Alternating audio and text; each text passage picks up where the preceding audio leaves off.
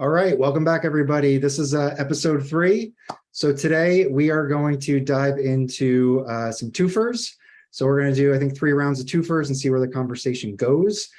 For those who aren't too familiar with twofers, you will be by the end of this video. So we'll do 3 rounds. And Chris, do you want to start us off? Yeah, for sure. So there's a bunch of different kinds of twofers. I mean, they were all kind of released around the same time, pretty much in the 70s and early 80s. And they're all generally reissues of material that was either formerly released or, they had in the vaults, whatever the companies are. So this one is a Verve. It's and the Verves all kind of look like this, right? It's kind of hard to see, but they have some picture and then this kind of text here. So this one is Bird and Prez 46 concerts, Jazz at the Philharmonics. This is all from 1946, and it's I've gone blank. Charlie Parker and Lester Young. Is that Jazz at the Philharmonic? Okay, that's Jazz at the Philharmonic, but I couldn't find that it had been released before, right? Okay. So this is kind of an example of a bunch of stuff that was either maybe 78. It could have been released before this on 10-inch 78, who knows? But there was no and we'll talk about this too. A lot of them will say previously released on whatever, right? Yeah. This is one of those. And so the Verves, I've heard bad things about them, but they've all the ones I have sound good, and they've got usually cool liner notes and some history and stuff. This is one of the first records I bought, probably, well, not first, but an early one I bought, just because I knew who Lester Young was and I'd heard of Charlie Parker. So yeah. I've been looking to get into those. The Jazz Shepherd did a 2-part video on the Norman Granz Jazz at the Philharmonic recently, and there's like a bunch of 10 inches and 78s for it, so that's pretty cool. I haven't really dove into that catalog yet. I'm guessing that's where all this stuff came from. I've got some the JATP? Yeah. I've got several of those that they just put it on Verve too. I don't really know the source of this one, but obviously it was from 1946. So another thing you'll see on a lot of them, it'll say a 2-record set or something similar, right? Yeah. So that was the whole thing. They're trying to sell all this old stuff they had and make new money off of it. And I guess they figured if they put 2 records together, they had a better chance of selling it than if they didn't. So it's my first one. Cool. All right. Felipe, you up? Okay, that's fine. Most of my twofers are going to be Blue Notes. And again, as Chris said, Blue Note twofers, they came around the mid to late 70s, second half of the 70s, pretty much. And I think they were a great deal to this day because they either combine previously unreleased issues. Most of the stuff was unreleased or just compilations. So their first set of stuff came out around 1975, I think. And they had one first run of like 9 titles. And they like this one, for example, this Dexter Gordon. Mm-hmm. This is all reissued. There's nothing original here. There's nothing new here. So yeah, the first 9 has like kind of abstract cover. I have this Dexter Gordon, Stone Turrentine, and another one.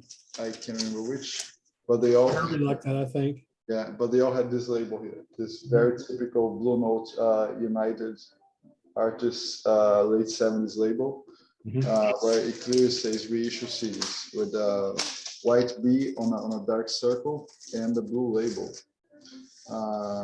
Although there's no Van Gelder on the dead wax, many of those were sourced from Van Gelder mastering. I mean, Van Gelder recordings, but not mastering.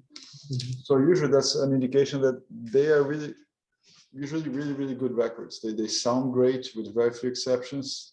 So I think it's a good value to these days still. Okay. So my first pick, my first twofer, I got a collection like 2 years ago, and a lot of these twofers came in. Wait a minute. That wasn't your first pick? You're doing a twofer on your first one. No, I was just showing what they are, and because Most of mine are going to be on the second run of the Twofers. They don't have those covers. They have this type of cover, the brown ones. Got it. Okay. The brown and beige. So this is my first one. He has a slightly different label with no dark circle. Oh, right. Yes, but they all BN LA. Seriously, this is just J2. This is 582. So this is a really good one. It's the first time ever the Procrastinator was issued. Okay, now we have the Procrastinator, but that was the first time. So you can call it a first press if you like. It's a Van Gelder recording, but not a Van Gelder mastering. But still, this record sounds really good. The record one is the Procrastinator, the whole lineup that we know. Lee Morgan, Wayne Shorter, Bobby Hutcherson, Herbie Hancock, Ron Carter, and Billy Higgins. I really like how the Procrastinator kind of builds up as this epic start, and the Hutcherson kicks in. It's just an amazing record. And reading about the liner notes, another thing, the liner notes in this reissue series are really great. These ones are by Bob Blumenthal. It's very detailed, very descriptive. The sound of this record is great. So, what year is that, Felipe? Is that? I think I looked into that recently. It's like yeah, Procrastinator is 67. 67. So it's one of those records after, you know, he left the Messengers, and he was in a really good run, commercial success after Signwriter. He thought he would keep on, but things didn't work very well. And then he had his, you know, late 60s, early 70s kind of rebound. So, and I was reading here in the liner notes, it's quite interesting. The Procrastinator, especially Wayne Shorter, Herbie Hancock, and Ron Carter, this Procrastinator was recorded in between, along with the sessions for Nefertiti. They were with Miles recording Nefertiti. Get out of here. That's a great album. Nice. Right? And Nefertiti, he has some tracks on that. Like I know Wayne Shorter definitely has tracks on Nefertiti. And does Lee Morgan, do you guys know? Do you remember? On Nefertiti, no, I don't think so. No. No, it might all be Wayne Shorter. I can't remember if Miles has any. I think yes, mostly Wayne Shorter. Yeah. And record 2 here, sorry to extend much, is there's a 1969 session, also at Englewood Cliffs, New Jersey, but a whole different lineup. Lee Morgan, Julian Priester, George Coleman, Harold Marble piano, Walter Brooker bass, and Mickey Roker drums.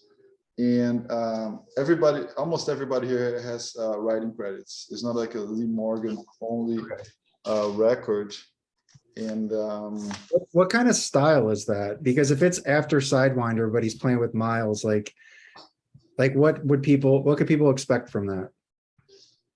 Yeah, there's so I mean, Procrastinator, everybody I think knows very well, but there's variation. Some of the stuff is very bluesy, but some of the songs are very kind of Signwriter in a sense, especially Untitled Boogaloo, the very end of side 4, Untitled Boogaloo, Clotilde, is very much on the trying to surf on the Signwriter's wave. Got it. So were both of those unreleased? Everything was unreleased here, yeah, Okay, cool. to this day. This is a 70H pressing, I guess. Can we get a note? Can we get a note on his pose on the front? Sorry? Can we get a note on his pose on the front, the picture of him on the front? It's like it's a very Rodin-esque pose, right? So staged. Yeah. Yeah, I think he was trying to be, but there's a line here by Freddie Hubbard on the liner notes saying, no matter what, Lee Morgan was always Lee Morgan. He did not try to surf any trend or fashion or anything. He was always consistent in a sense. And it's very true. It comes across. You can hear that. Yeah. Yeah, I love Lee Morgan. Me too. All right, should I jump in with my first pick? Yep. Please. Okay, so I picked the Prestige Twofer. This is Yusuf Lateef. So this one has it's not 3 full records on it. It has so they're all new jazz releases. And so there's Other Sounds, Into Something, and then Cry Tender. And I think sides A and B are Other Sounds, and then C and D are a mix of those other two albums. You know, it's a great use of compilation album. These records I often look for to bid on eBay or, you know, when I'm digging, and they usually are pretty competitive. This is, you know, a it's all Van Gelder stamped, so he is a recording engineer, and I don't know how it actually works, but it is these all four sides have the Van Gelder stamp on it. So I had another one of these, a John Coltrane, that was also Van Gelder stamped, and I compared it against the new Analog Productions. It was who was it? It was Soul. What's the Analog Productions Prestige? It's like Soul something. Can't remember the name of it, but it was one of the first ones they re-released recently. If I said it, you guys would know it. But I did it. What is it? For who? For Coltrane. Oh, Lush Life. What is it? I think the very first one that came in this reissue was like for Lush Life. It wasn't. It was the one after Lush Life. Um, It's Soul something. I can't think of the name. I'm blanking. But anyway, the reason why I mention it is I've done it. What is it? Soul Train. Train, right, with like the aqua and white cover. So I did a comparison against my Prestige Van Gelder stamped Twofer against the AP one, and you know, they're very different. The AP one's rounder, way more, you know, bass, fuller, better mid-range, but the Van Gelder stamp stuff is like the quintessential Van Gelder sound, where like the top end's real sharp, they roll off the bottom, and it just sounds to me more dynamic, it attacks better, and it's more present. And for how my setup is, I tend to like that better. So the point is that if you come across these Prestige Twofers and they're Van Gelder stamped, they're usually pretty inexpensive. I think I got this one for $25, which is kind of on the higher end of these. And they sound exceptional. So I don't think you'll be upset if you come across them, but not all of them are. So like this has been released without the Van Gelder stamp. So you do have to take a look and just not go on assumption. But I just wanted to mention that, and I'll show you that the artwork for all these Prestige generally look similar. You know, I think we may see some other ones later on, and you'll see how they usually have the artist name. They'll have this kind of square with some art in it. The back usually has like an awesome image like that. If you open it up, I mean, it's a pretty cool cover. Oh, cool. Yeah. And then liner notes on the inside are pretty good. So it's a great package. And Chris, like you said, like a lot of the labels were doing these in the mid-70s, kind of diving back into their catalogs and people just wanting these in print, and just these were the ways to get them. So yeah. So Yeah, I mean, the interesting, that's a good one. I mean, you know, you really have to look, this is a warning. If you start buying Twofers, you really have to look at what they are before you buy them, especially if you have a large jazz collection already, because you'll buy stuff you already have. Yeah. Like I've got an Eric Dolphy Prestige Twofer that's, I forget which two records, but two of the new Prestiges that just came out, right? Yeah. I bought it after I bought those, the Analog Productions Prestiges. It's the same stuff. Yeah. So you gotta be careful with that. But, and then it's interesting, right? Like some of them you'll have the full album and it'll just be like, hey, this is two records. Record A is record A, record B is record B, and that's it. But then a lot of them will be, you know, kind of like the stuff we've been looking at, like the Yusuf, which is, you know, maybe a whole record and then some tracks from two other records. So it's interesting. Yeah. I think the best way to find Twofers is to find them in the wild, because they're usually cheaper. Yes. Right. That's how I've gotten. I've never bought one online, because I mean, like one of the ones I'm going to show is going for like $45. Yeah. You know, it's like I'm not paying that for a Twofer generally. I mean, you know. Yeah. Anyway. Yeah, I just found a Sam Rivers Blue Note Twofer. I paid $20 for it, and I got home and Discogs, the cheapest one is $45, and it goes up from there. So there are certain ones that are valuable because of just what's on them, and it's one of the few ways you can get it. Yes. Cool. I'm going to see my next one. Yeah. All right. So I'm cheating a little bit on this one. Actually, I have two records here, but so this one is, and we may have talked about this before, but Dexter Ward and Long Tall Dexter. This is a Savoy reissue, and a lot of times they call them the Savoy sessions, right? Mm-hmm. There's your We got to copy of that. coordinate. We got to coordinate better. Yeah. Okay. And so these are cool. This one is kind of all over the place. I got some notes here. So it's got Dexter Rides Again on it, I think the whole album, right? And then it's got parts of another one I that was got it. called Fats Navarro Memorial Volume 2. Yeah. Like it's like parts of that. Yeah. And the rest of it was like, it says unreleased previously on 12-inch. So it was like alternate takes / maybe some 78 stuff, kind of all over the place, right? Yep. But it's a specific time for Dexter, right? And that's what's cool about it. It's, you know, some of his older stuff, like with Fats Navarro, the Fats Navarro stuff was older. Dexter Rides Again is pretty damn old too. I think that's an early 50s record. So Yeah.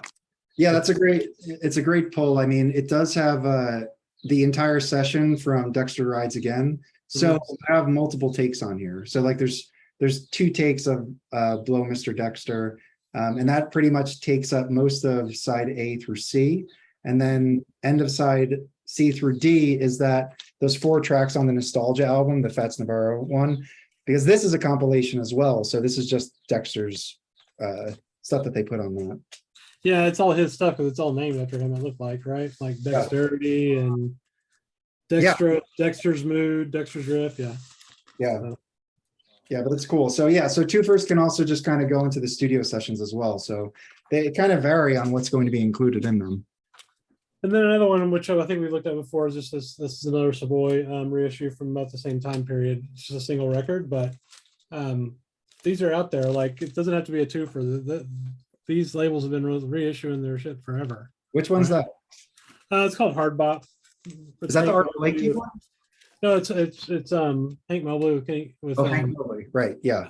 Oh yeah, and that has the Jazz Message. I think it's Jazz Message 1 and 2 on there, which those records go for like $500.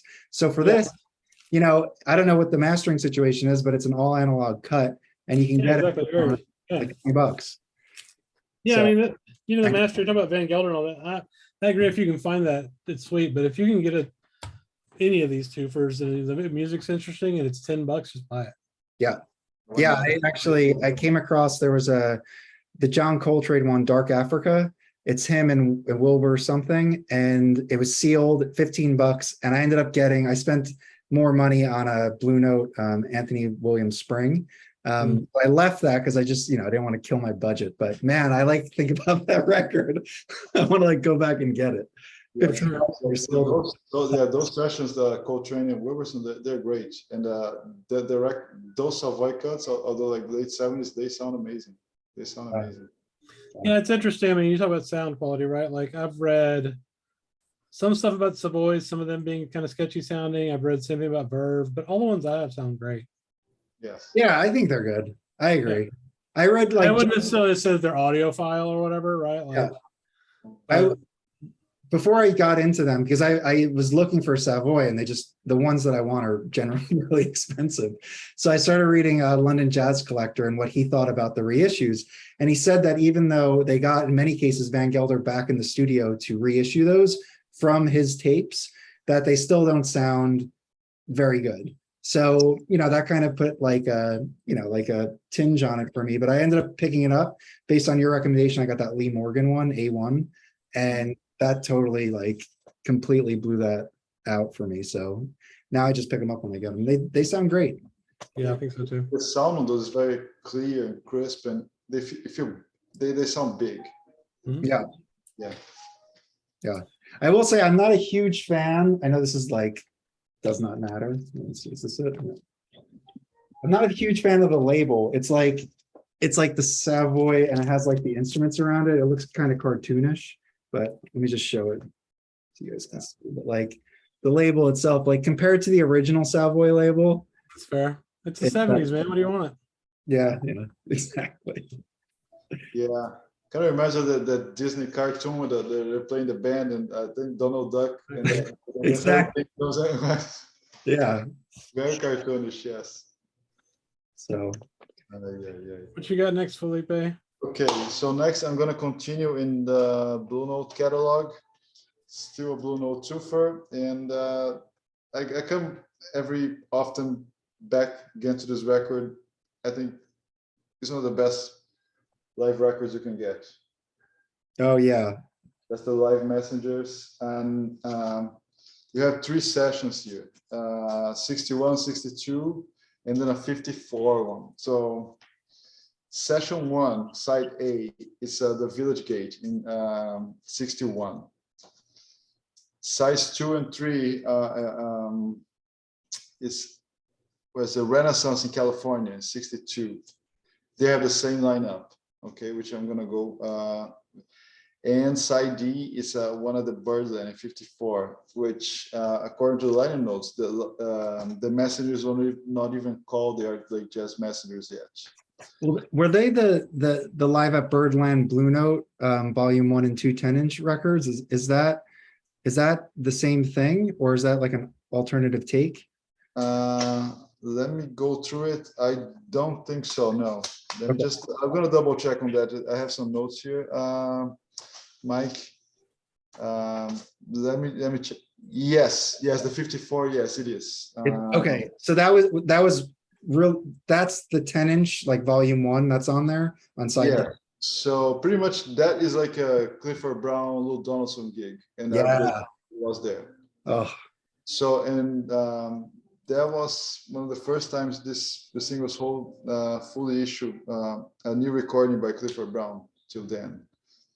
So it is great. I mean, you have songs like "It's Only a Paper Moon," "Redot," "Blue," "The Way You Look Tonight," and inside far is mono. It's not even stereo. Okay. yeah. So the first lineup for the first 2 concerts, 61, 62, is Art Blakey, Wayne Shorter, Freddie Hubbard, Curtis Fuller, Cedar Walton, and Jimmy Merritt. Curtis Fuller, what else can you ask for, right? The best. And side 4 is Art Blakey, Clifford Brown, Lou Donaldson, Ora Silver, piano, and Curly Russell bass. I mean, I think it's the only time I've seen these guys together, at least from my, knowledge. Well, that was definitely one of the incarnations of the Messengers, right? Horace Silver was with them before he went and did his thing, right?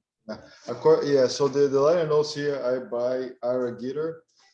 He mentions that when they played those concerts, they didn't even call themselves the Jazz Messengers, at least for these gigs. And it's amazing. I mean, I love this record. It's very intense, very well recorded, and I think Horace Silver is just ripping through here. He kills it. It's an amazing record, and I highly recommend it. I don't think it's an expensive one. It should be easy to get. Very easy. Yeah. I think so. Cool. Awesome. Yeah. And that's it. Great pick.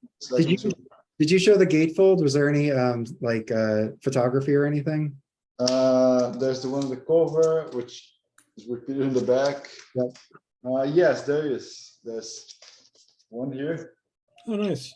It's all Art Blakey. Oh, wow, that was really cool. Look at that. With his famous kick drum, right? Yeah, that's really cool. The Gretsch, yes. That's cool. No, it's a really good one. It's really, really good. I dig this record quite a lot. I think it sounds better than the Tokyo one. Then which one? The Tokyo one? Yeah. Which is good. I like the Tokyo one, but I think this is, I don't know, maybe the lineups, there's something special here. Yeah. All right. Jumping into it. So I also picked the Blue Note 2 for Art Pepper. What's cool about this one, besides it just being a great twofer, is that this is these are releases from the Intro Records label that Art Pepper put some albums out on, as well as Jazz West. They're all from 1957, and this is when Blue Note was kind of diving into their catalog that they had, which is more than just what Blue Note was. So they were purchasing, or whoever owned them at the time, I guess United Artists, had a roster of different labels that they bought over the years, and they would put it out under this Blue Note label. So yeah, I mean, it's kind of similar to how Joe Harley's putting out like World Pacific Records on Tone Poet. Like they have access to those tapes and they put them out, and thank God they did, because the reason why I picked up this one in particular is there's there's like 2 records on this, and there's like half of another record. It's essentially all of the intro record sessions from Art Pepper, and then the Jazz West session. But there's this record here called Modern Art. And I don't know how I came across it, but it just popped up as I was kind of like looking around one day, and I streamed it, and I was like, this is a beautiful record. Let me see what it goes for on Discogs.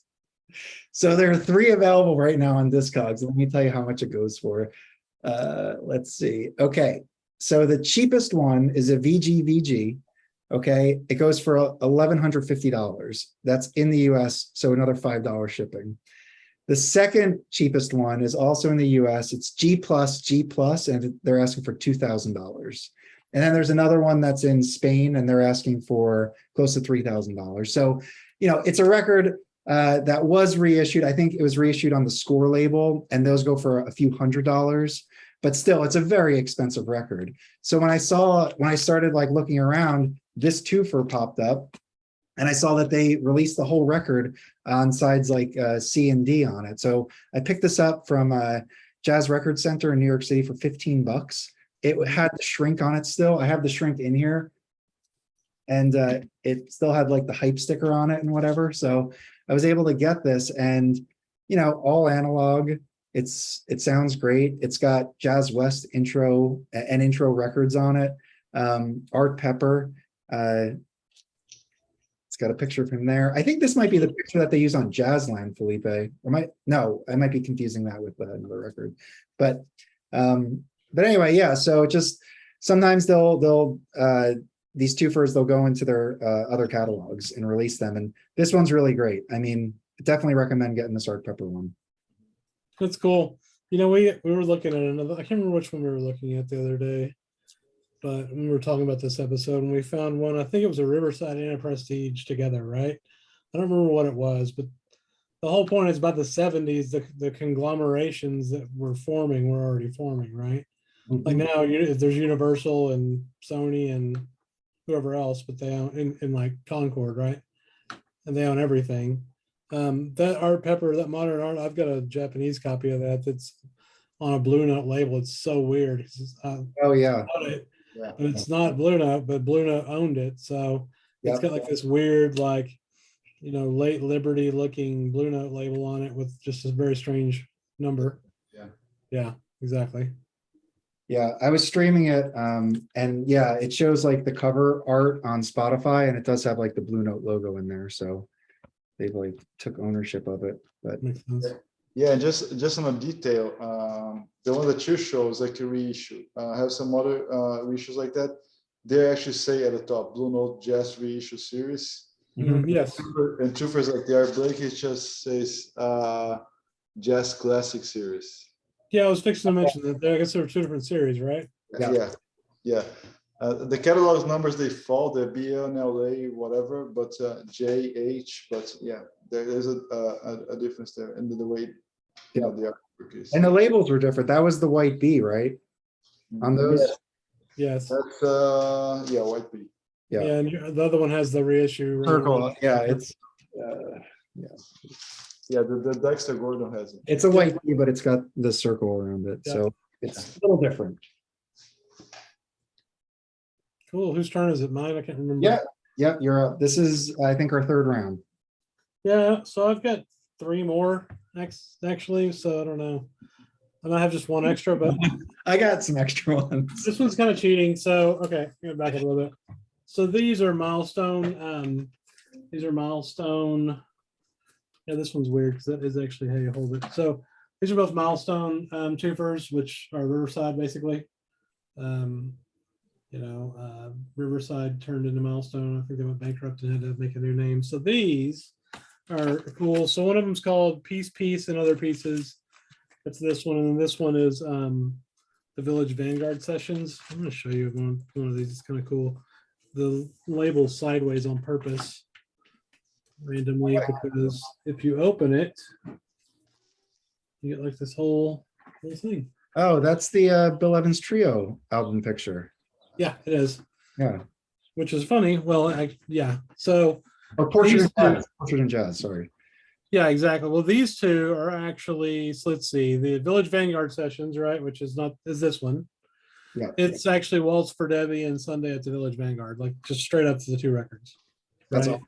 Interesting. And then the other one, and I happen to own both of those as well, because I didn't pay attention, so don't hit me. And the other one, piece and other pieces is everybody digs Bill Evans, and then some unreleased stuff. So that one's kind of a mix. But these are, I think I paid $10 for these, maybe a little more. Yeah, they're cool. I don't have any of those Riverside milestone ones, so I gotta look into Yeah. them. Okay, I'll pay $20 for this. Box only $900. Yeah, I mean, $15-20 is pretty normal for these that you'll find out in the wild. You're not gonna just like, unless they're just not popular at all, then maybe you'll get a better deal on them. But like, actually, that Verve one I showed, that Philharmonic one, you can probably get that for $6, right? Wow. I got an Anita O'Day one I bought for like $5. So Yeah. Anyway, How's that sound, Chris? Did you do an AB on that? no. Do you have No. Do you have the OJCs? Yeah, I have the OJCs for all those, basically, all the three of them. Yeah. So I'll do an AB with that, and if I buy the box set, how about that? That'd be fair, right? My OJCs that I have sound great. They do. I'm really reconsidering buying that box set. So anybody that doesn't know, the Bill Evans box set's coming out from Analog Productions. It's like, what is it? I forget how many records it is, but like 11 records or something. You just have to sign away your 1145. This was like 22, I think. Yeah, they're all in 45, and that's $900. press that RTI. That's the RTI. I mean, it's sweet, but man, it's a No, lot. I'm sure it's awesome. And honestly, you could piece those off and it's expensive, but I mean, I think the value of the box is there. Like it compared to what the previous issues have gone for. I mean, $900 is a steal compared to what they're I going. know. Yeah. My only concern is what if they reissue them next year at 33? I'm just gonna be pissed. Yeah. And sign of the times, the Blue Note set from Analog Productions, when I bought it, it's 25 double records, 50 records. It cost me $1,200. Yeah. Oh, wow. Yeah. All right, what's next? All right, Felipe. Okay, so my last one is going to be a Prestige Twofer. It's slightly different from yours, Mike. I mean, artwork and cover. So it's a green one. Saxophone, Colossus, and more. Yeah. Sonny Rollins. So there's three records here. But all the recordings are Sonny Rollins with a Max Roach. That's one thing they all have in common. So Max Roach is everywhere. So side A and half of side B are Saxophone Colossus. Okay. Then here's the artwork. Here's the front. So it's not like an abstract, it's a picture of Sonny. I think kind of almost the same picture in the back. Good liner notes, has a few more pictures than yours. Yeah. Yeah. And it is the Prestige 70. Actually, it's a fantasy release, right? Oh, cool. Record release. Yeah. There's no Van Gelder on the dead wax. So coming to the content, side 1 and 2 pretty much are Saxophone Colossus with Tommy Flanagan, Doug Watkins, and Max Roach. That's we know. Then we have recordings with Kenny Dorham actually on side 2. It's Rollins Plays for Bird, side 2 and most of 3. And then the side 4 is Sonny Rollins +4, which I don't have. So I was. That has Clifford Brown on it too. I really want that record. Yes. Yeah. He has Clifford Brown in it. Yes, exactly. So the lineup is Clifford Brown, Richie Powell on piano, George Moore on bass, and Max Roach on the drums. Recording in 56. Sonny Boy and Sonny Plays for Bird, they recorded also in 56. Prestige 7207, 7095. Kenny Dorham, although Kenny Dorham is not in all the tracks, he doesn't play in all the tracks. And sound-wise, I mean, first off, it's a great value. That was my first listen ever to Saxophone Colossus, for example, which I later ended up buying one. I did not buy the Prestige. I have like a perfect Japanese copy that's the only prestige I'm skipping on their series.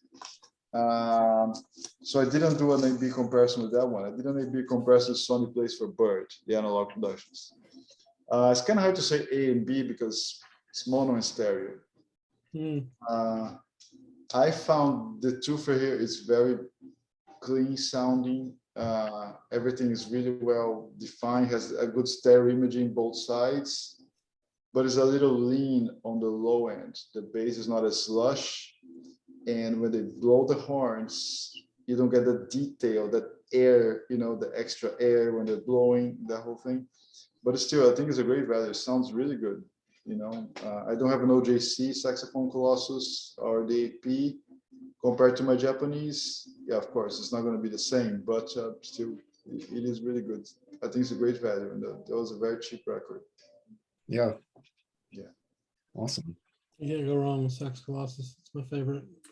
All right, I don't know what I'm gonna pick now. So I have this here. I guess I'll just go with this since it's here.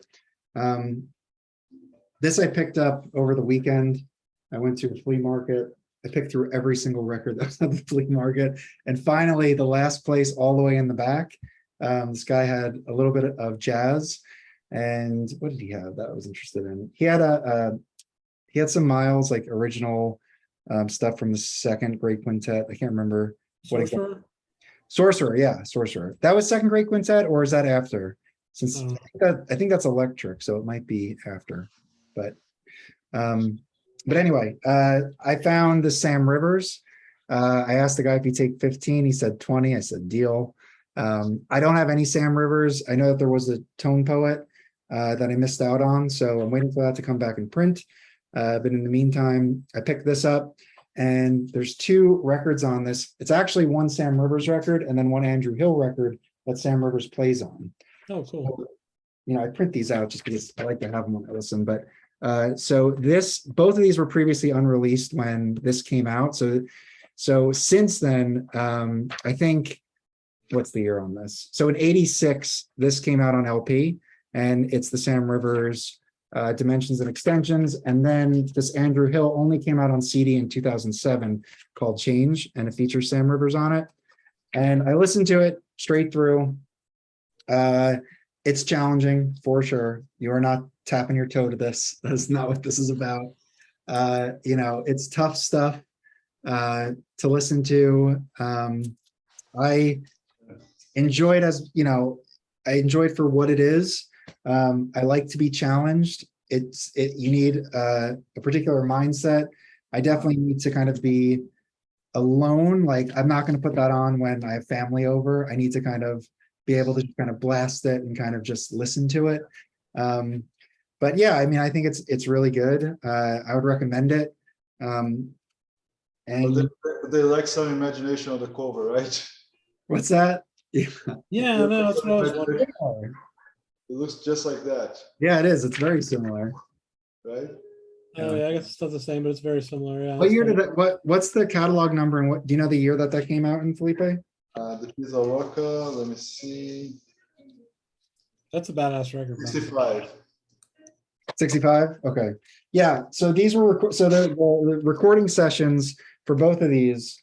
Well, no, for this first one it was 66. So the Andrew Hill one, and then for the Sam Rivers one, it was 67, about a year apart. Mm-hmm. So yeah, so challenging one, but if you're into that, if you need to kind of, if you're expanding out into that free jazz avant-garde stuff, you definitely want to check out Sam Rivers. All right, I got one more. I cheated. I had one more because I forgot. Counted wrong, I guess. Let me show this one real quick.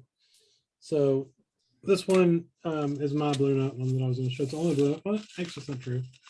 So the other series you showed, Felipe, the one that's kind of psychedelic looking, I think I have one of those, a Herbie one maybe. Herbie Hancock maybe. But anyway. So it's on the way. This one is coming. Is it? Did you order it? Yeah. So this is Paul Yeah. Chambers, John Coltrane. I listened to it today. I mean, it sounds like a Tone Poet. I mean, it sounds great, honestly. Got a couple of cool pictures. There's Paul and Coltrane, right? But this one has a couple of records that can be expensive and hard to find, right? So the first one is called Chambers Music, a Jazz Delegation from the East. which Felipe's talked about. I don't know if he's talking about on the channel or not, but he has that record, and that came out like on Jazz West and Score, and I think somebody called Imperial. Yeah. And I It got was some reissued all over comments. the place, right? Yeah, and I got some comments. People say, "Oh, it really scored because score records don't sound good at all." But that thing is dynamite. I liked it. No, it's amazing. Yeah, I pick up a score. If I could find it, I would get that. just pick this up and you don't have to. So Well, anyway, I actually bid on that yesterday, but somebody outbid me. play Felipe. Sounds like. Probably. I got this Tailwind collection that I'm still buying. Okay, cool. Okay. Yeah. So that's the first one. And the second one is Whims of Chambers. I think somebody, Mike, did you buy that? Did you have a copy of that? No, I recently? don't have it. I don't have either of them. So Paul Chambers Sextet, that was a 1500 series blue note. They're expensive. I mean, you could probably Wait, that's on there? Oh, that's Yeah. right. With the yellow cover and he's walking with the bass. Yeah. Yeah. Yeah, so that's on both these those are on here, and then there's some a little bit of previously unreleased stuff too, right? Like on the I think the end of the whole thing. Yeah. I need to get that. But yeah, I mean it's great. It's got a bunch of different groups, like Paul Chambers and Coltrane, obviously, but then like the first one's Kenny Drew, Philly Joe Jones with them, right? And then So, the sextet, it's like Chambers, Coltrane, Donald Byrd, Kenny Burrell, Horace Silver, Philly Joe Jones again. so this Chambers Coltrane is it pre kind of blue? Should be right. I don't know. Well, not yes. Yes. 1956 and 1955. So yeah, Yeah. so they recorded the session. So pretty cool. This is a little bit more expensive though. Like I Yeah. don't know what were you see? What did you get outbid for, Mike? How much did it go for? I forget. I think I put my, let's see. Give me a second. There's two of them up on. I saw two on Discogs. They've sold recently for cheaper, but people are wanting like $40 with shipping for this thing, which is kind of crazy to me. Yeah, that is crazy. Or maybe not. I don't know. That's still a pretty good deal when you look at what's. No, it's a good deal. I mean, you're not going to buy those records for less than that, so it's true. Yeah. That's a good point, right? But Like, the thing is, like you mentioned, like when you find them in the wild, they generally are like really affordable. And then online, certain ones can go for quite a bit. I think the Sam Rivers one, I think this one I mentioned goes for 45. One other one. I have another one that's fairly expensive too. Oh, is it the Cecil Taylor? I forget which one, but a few of them go for a lot. I'm gonna just see what I was bidding on it, but it wasn't much. I think maybe I put a max bid of 35 or something, and then somebody like sniped it at the end, as they do. yeah. Oh, what's this one? Now I'm looking at all the stuff that I got outbid on. Oh, nice. Did you ever get this? Oh, I bid on Paul Chambers Go, the VJLP. Oh, cool. It ended up selling for 120. So Jeez. yeah. Did you ever get this one, Felipe? Or did you had the regular records, right? No, I don't have this Curtis. No. That's really good. It has It's another twofer, but yeah. imagination and the I've showed that on our first video. Yeah, you did. So that if you show that again, Chris, it says stereo. It is not a stereo. I feel like sometimes they just put stereo on there as like a marketing thing, but it's all mono. That's funny. So You know what's weird about that one? So back to the make sure you know what you're buying, right? So that one's got two really great records on it that are super expensive and hard to find. But if you look at the back cover of it, it says previously issued as MG whatever. Yeah. Those records don't exist. Like the numbers they give you don't even, yeah, they yeah. don't exist. Like no one's ever seen one. Like you can find the numbers like in a discography, but they're not on Discogs. You just can't find them. So Yeah. then you had to figure out, okay, what is it actually, right? Like what is the real numbers, which I wrote on the cover. It sounds like it's very common in Brazil, kind of a parallel. You see, say kind of guys, sports commenters, they always like to say, "Oh, I remember this lineup from whatever team is 1957. This game against." They tell the whole lineup, but nobody can, nobody knows. But it just sounds like it's correct. It sounds good. Cool. What else, guys? Okay, final question, Mike. Anything? Final question. What is what's your favorite new acquisition over the past couple weeks or so? Oh, geez. Mm, Or one of them. It doesn't have to be. No, I'm looking. No, that Paul Chambers is really good. I have it upstairs now. Let me check my paper. Okay. I haven't bought a whole lot lately, but I have a good one. So I think I put it away already. I shared it with y'all today, and now I can't find it. Of course, it was at California concert, and it's on contemporary. I'm just gonna look it up real quick. Right now I can't find it. So go ahead, I'll find it. Oh, I'm looking at my Discogs. I know what I'll show. Felipe, you got something? Yes, I have two of them. Let me grab it.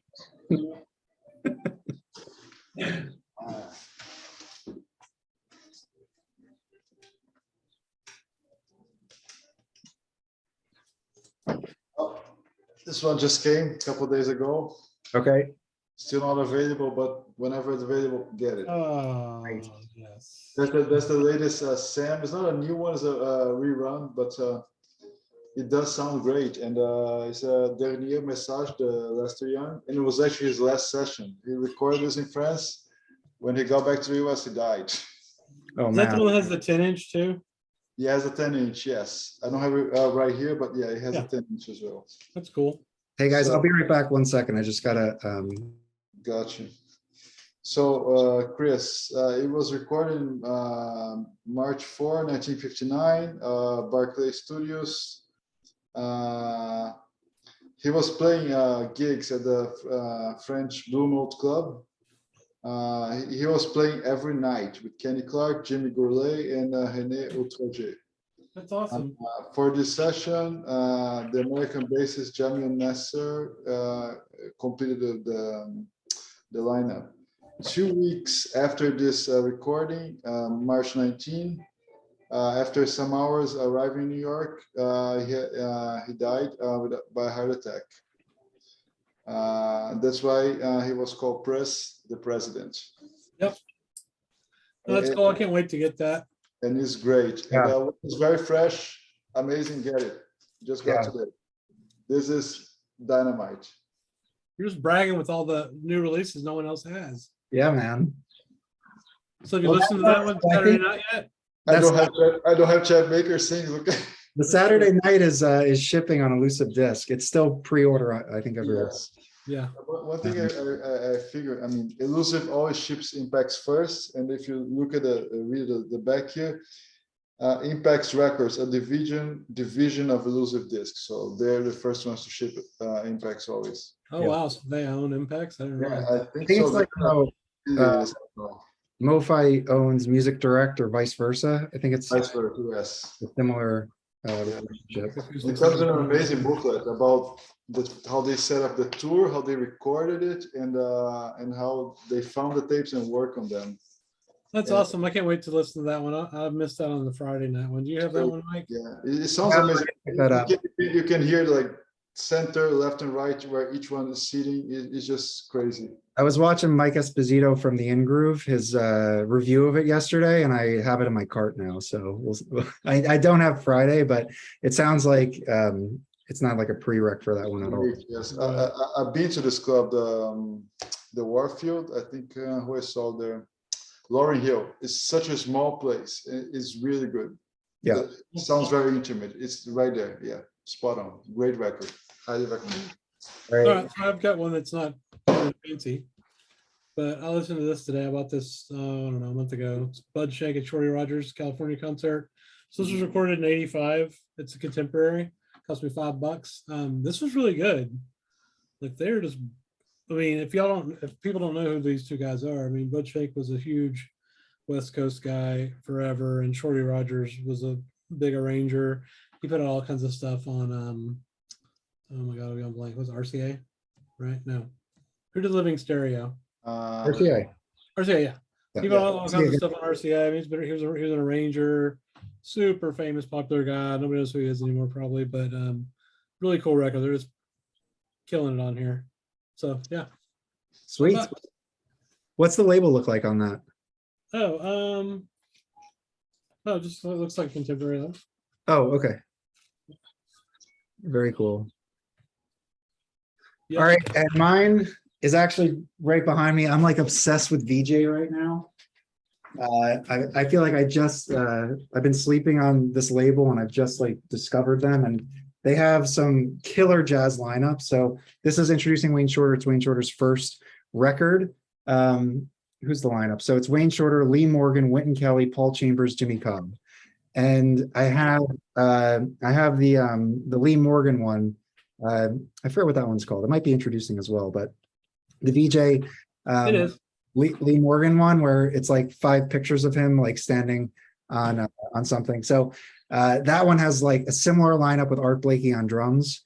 There's the Three Lions that has a similar lineup. Like it's killer early hard bop. Well, not early. I think this is 1960, but it's killer hard bop. And from here, Lee Morgan went back to Blue Note and brought Wayne Shorter with him. And then Wayne Shorter put out Night Dreamer, which is a record I really would like to get. And then obviously Wayne Shorter joined Miles and had an outstanding career, but it started on VJ. And these all go for less than $100. Like if these records were on, you know, Blue Note, Impulse, Riverside, Prestige, I mean, they would go for a lot more than that. So I'm telling everyone this, and now I'm going to have a new set of competitors looking for these records. But you know, check them out, stream them. You will not be disappointed. They're really outstanding. So that's it. And I'll show you the label. The label, if you go to London Jazz Collector, he does a good job of showing you the labels through the years. Yeah. And this is not the first label. I mean, it may be the first label for this record, but the first VJ label has the VJ script with a red background. And then this like kind of a rainbow one came out shortly after. This is a mono deep groove. You know, they do release mono and stereo at this time for VJ, so take your pick. But yeah, so it's really cool. Yeah. Cool. So Night Dreamer is Lee Morgan, Wayne Shorter, McCoy Tyner, Reginald Workman bass, and Elvin Jones drums. It's just like it's a dream lineup. Yeah. And I like the picture here. Yeah. I would like. I don't have a copy of that, so I definitely would like one. It's a really good record. It's really, really good. All right, guys. You want me to wrap it up? Yeah, Chris. Final thoughts? Yeah, so you know, we talked about Twofers. They're cool. You can get them cheap usually. Good way to find new music. We're introducing a tag on this video. Actually, the tag exists, by the way. It was like it has been used in years, but it's Twofer Tuesday. Twofer Tuesday. We're gonna randomly be posting probably individual videos of Twofers we pick up. We encourage everybody else to do the same thing and use the tag, and then you know, like and subscribe, obviously, and tell us what your favorite Twofers are in the comments, because we like them. So yeah, thanks for watching. All right.